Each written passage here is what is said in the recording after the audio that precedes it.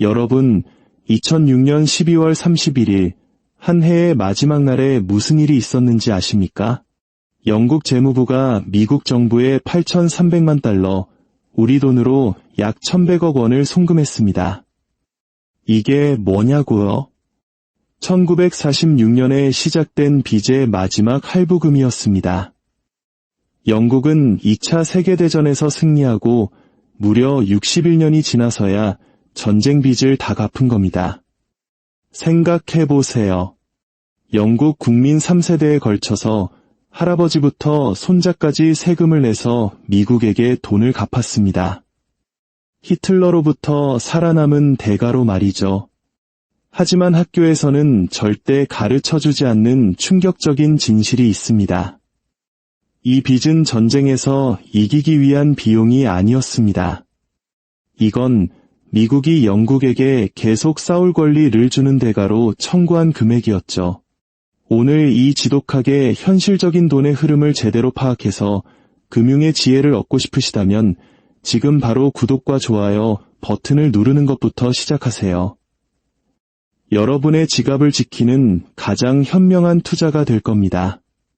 1940년에서 1945년 사이 미국은 인류 역사상 가장 거대한 규모의 평화로운 부의 이전을 성공시켰습니다.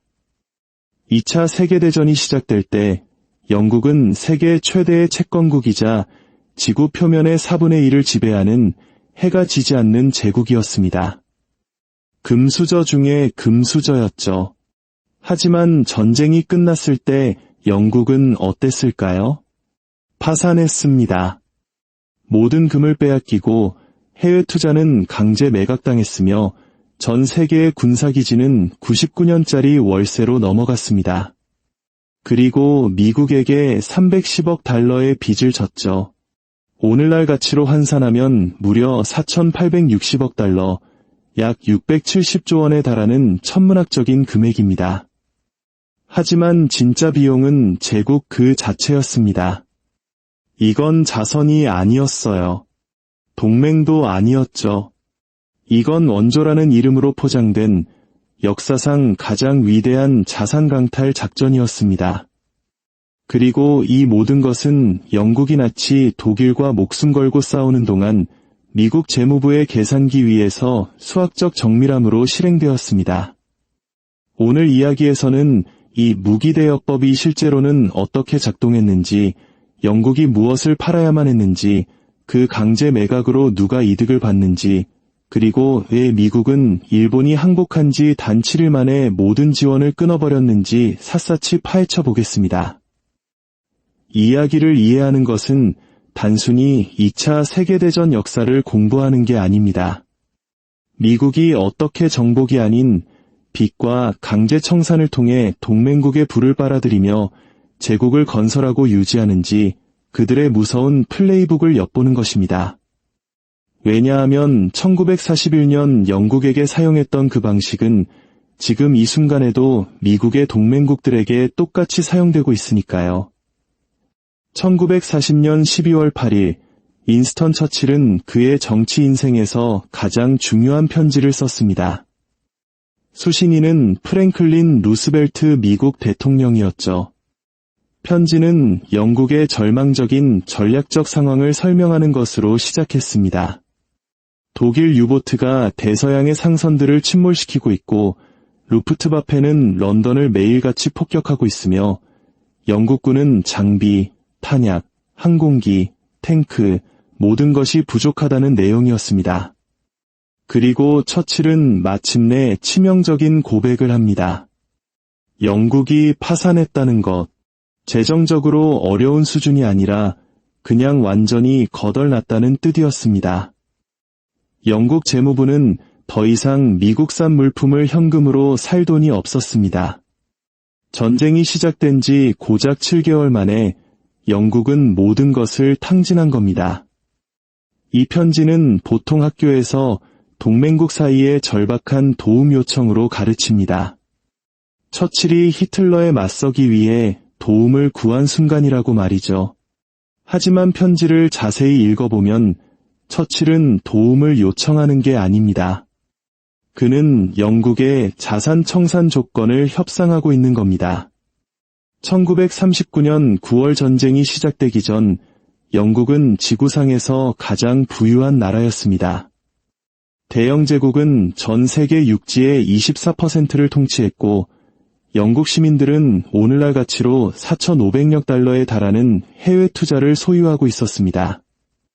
아르헨티나의 철도, 칠레의 구리광산, 말레이시아의 고무농장, 페르시아의 유전까지 모두 영국 소유였죠.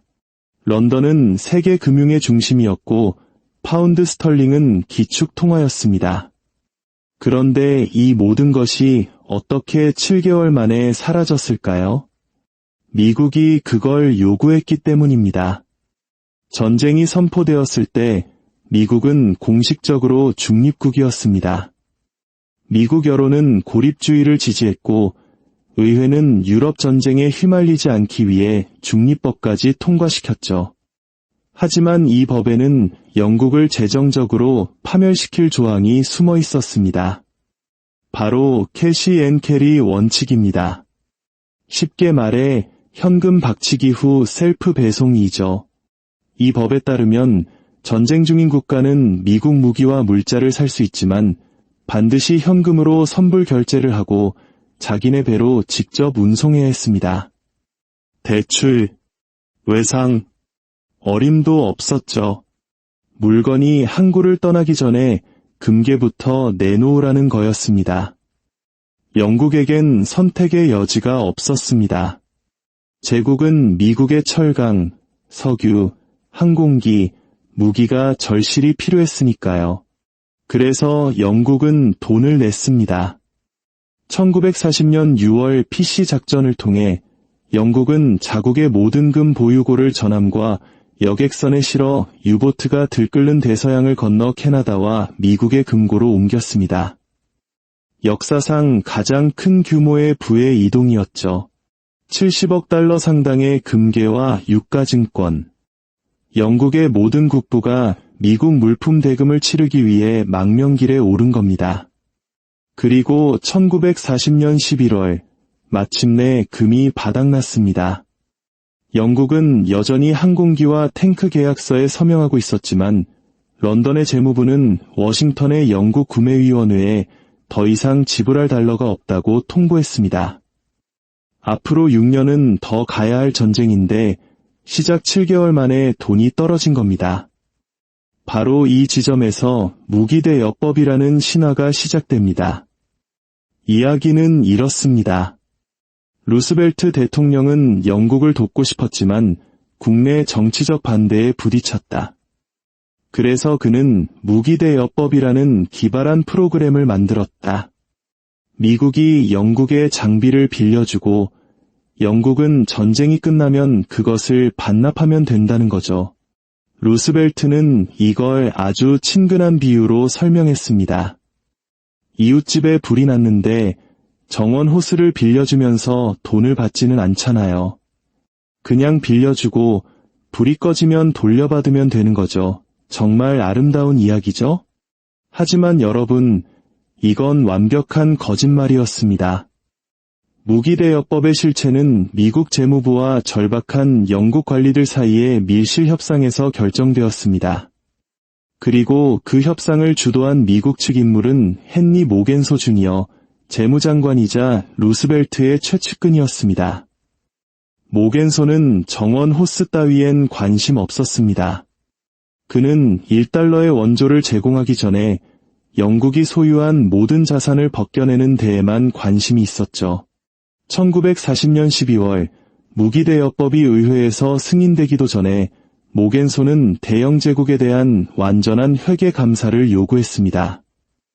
그는 영국 정부와 영국 민간인이 전 세계에 소유한 모든 자산 목록을 원했습니다. 이게 무슨 의미인지 생각해보세요. 영국은 나치와 생사를 걸고 싸우고 있고 런던은 매일 밤 폭격을 당하고 있는데 미국의 원조 조건은 내가 완전히 알거지라는 걸 증명하기 위해 모든 재무 기록을 외국에 공개하라는 것이었습니다. 영국 협상단은 경악했습니다. 그들은 이미 금을 다 팔았다고 항변했죠. 전쟁 중에 장기 투자 자산을 강제로 매각하는 것은 파이어 세일, 즉 헐값 매각이 될 것이라고 설명했습니다. 제값을 전혀 받지 못할 거라고요. 하지만 모겐소는 단호했습니다. 그의 입장은 간단했죠. 영국이 아직 미국의 자산이 있는데 왜 미국 납세자들이 당신네 전쟁 비용을 보조해줘야 합니까? 모든 걸 청산하고 오세요. 원조 이야기는 그 다음입니다. 의회에서는 무기대여법을 두고 논쟁이 한창이었습니다. 고립주의자 의원들은 영국이 실제로는 부자면서 미국 돈을 뜯어내려 한다고 주장했죠. 모겐소는 영국이 진짜 파산했다는 증거, 즉 재물이 필요했습니다. 그는 아메리칸 비스코스 코퍼레이션에서 그 재물을 찾아냈습니다. 아메리칸 비스코스는 미국 최대의 인견 및 인조 실크 제조업체였고 영국의 코톨즈라는 회사가 소유하고 있었습니다. 이 회사의 가치는 1억 달러가 넘었고 매년 1,000만 달러의 배당금을 런던으로 보내는 황금알을 낳는 거위였죠. 모겐소는 영국 협상단에게 이걸 즉시 매각하고 그 돈을 미국 재무부에 입금해서 기존 무기 주문 대금을 지불하라고 요구했습니다. 사실상 협박이었죠. 아메리칸 비스코스를 팔든지 아니면 무기대여법은 의회에서 끝장날 줄 알아. 결국 1941년 3월 15일 영국 정부는 비상 전시 권한을 발동하여 소유주로부터 아메리칸 비스코스를 강제 압수했습니다. 매각은 영국이 반드시 팔아야 한다는 사실을 아는 미국 투자은행가들이 처리했습니다. 그들은 무자비하게 가격을 후려쳤죠. 아메리칸 비스코스는 실제 가치의 절반인 5,440만 달러에 팔렸습니다. 그 매각 대금은 고스란히 미국 재무부로 들어갔습니다. 이건 동맹 간의 거래가 아니었습니다. 이건 채무 불이행에 따른 담보 처분, 즉 압류였습니다. 아메리칸 비스코스는 시작에 불과했습니다. 모겐소는 영국이 11억 달러, 오늘날 가치로 220억 달러에 달하는 미국 내 투자를 청산하도록 강요했습니다. 이 모든 청산이 끝난 후에야 비로소 무기대여법 자금이 흘러가기 시작했습니다. 굴욕은 금융자산에 그치지 않았습니다. 1940년 9월 구축함 기지 맞교환 협정이 있었습니다. 영국은 독일 유보트와 싸우기 위해 구축함이 절실히 필요했습니다. 루스벨트는 퇴역해서 창고에 처박혀 있던 1차 세계대전 당시의 낡은 구축함 신척을 주겠다고 했습니다. 이건 미 해군도 원하지 않던 녹슬고 겨우 바다에 뜰 정도의 고물이었습니다. 그 대가로 영국은 미국에게 뉴펀들랜드, 버뮤다, 자메이카 등 카리브해와 대서양의 핵심 군사기지 8곳에 대한 99년짜리 임대권을 넘겨줬습니다. 생각해보세요. 거의 작동하지도 않는 고물 깡통배 신척을 받고 서반구 전체에 대한 전략적 통제권을 99년 동안 넘겨준 겁니다. 이건 마치 식료품 살 돈이 없어서 가문의 땅 문서를 전당포에 맡기는 것과 같은 지정학적 자살행위였습니다.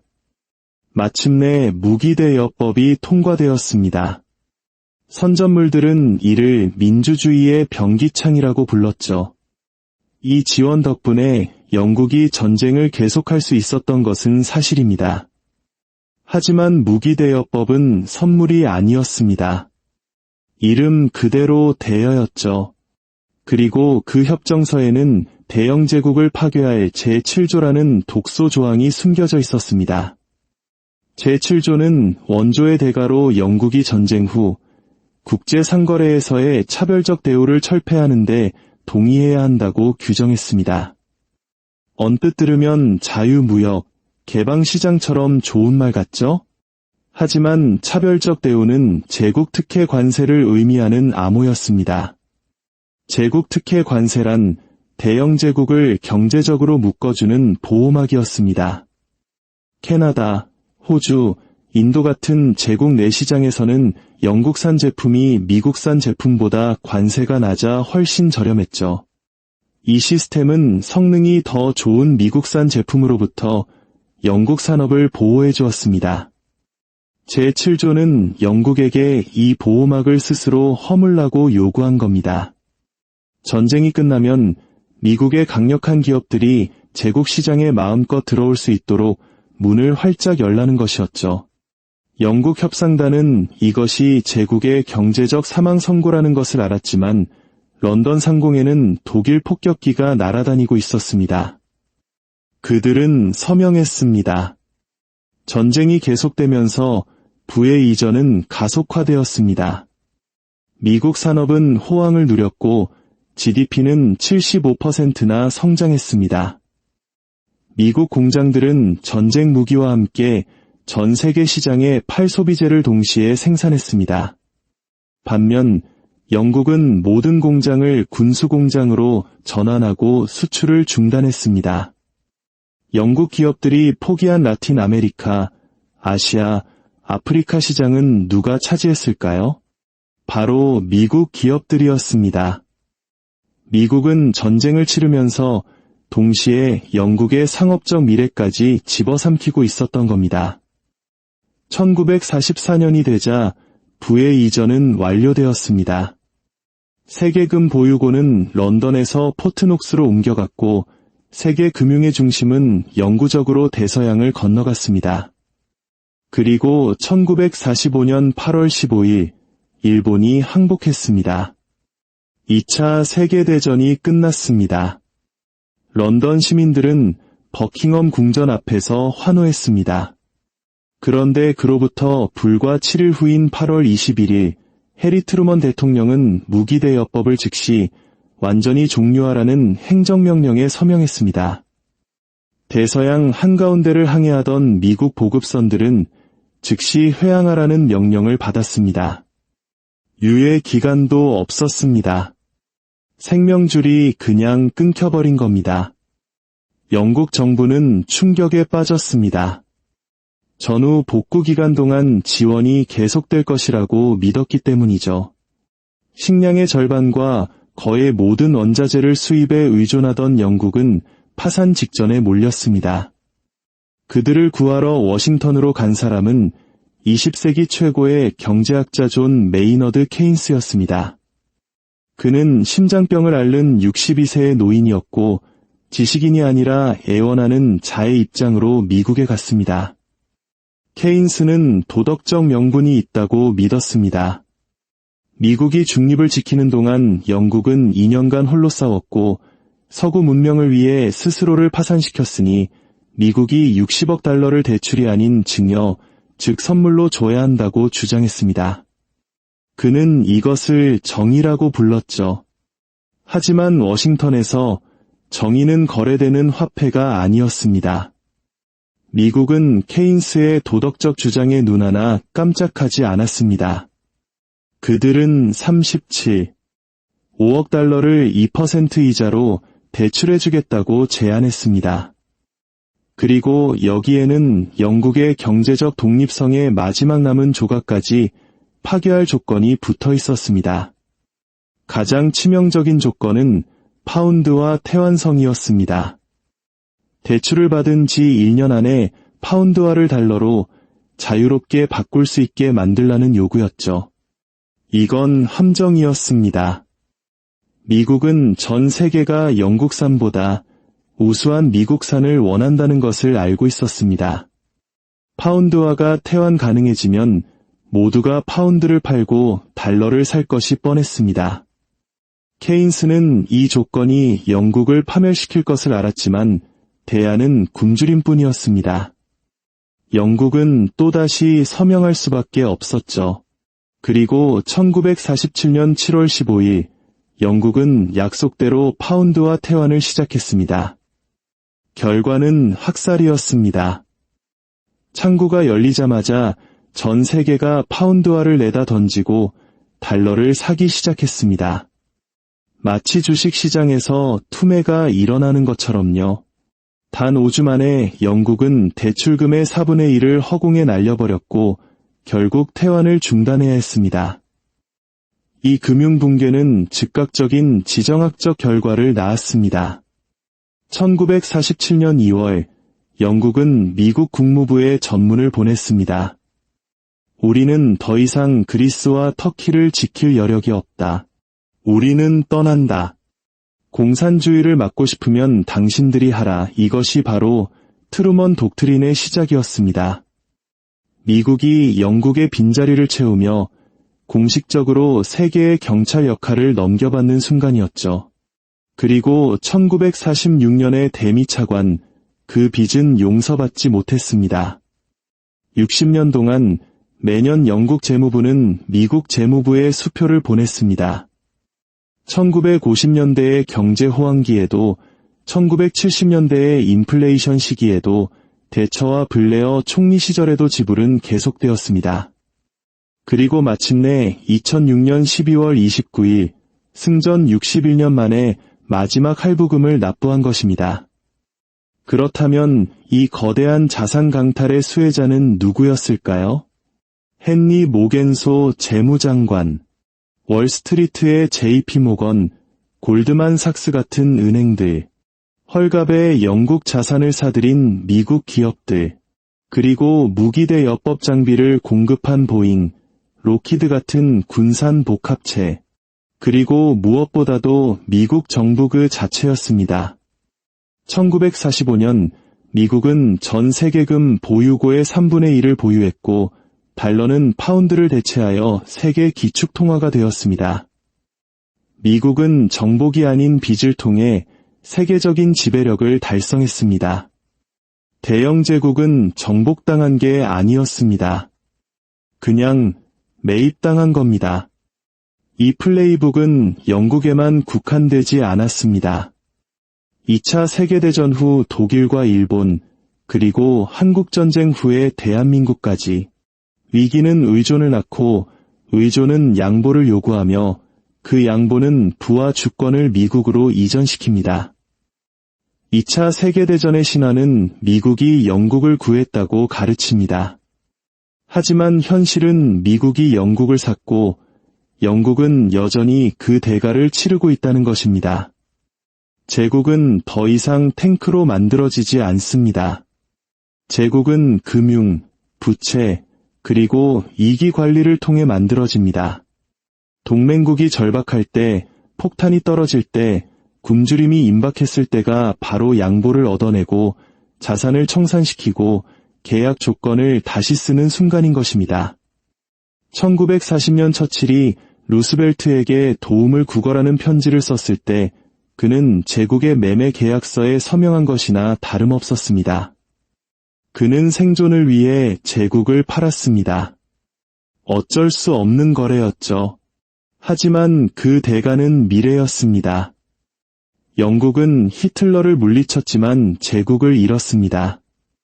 영국은 전쟁에서 이겼지만 가장 가까운 동맹국에 의해 파산당했습니다. 무기대여법은 민주주의의 변기창이 아니었습니다. 그것은 역사상 가장 위대한 자산 강탈 작전이었습니다. 영국이 목숨을 걸고 싸우는 동안 법적 정밀함으로 실행된 냉혹한 비즈니스였던 것입니다. 동맹의 진짜 얼굴이 어떻게 작동하는지 이 영상이 보여주었다면 구독을 누르십시오. 왜냐하면 1941년 영국에게 사용되었던 그 플레이북은 바로 지금 이 순간에도 사용되고 있기 때문입니다.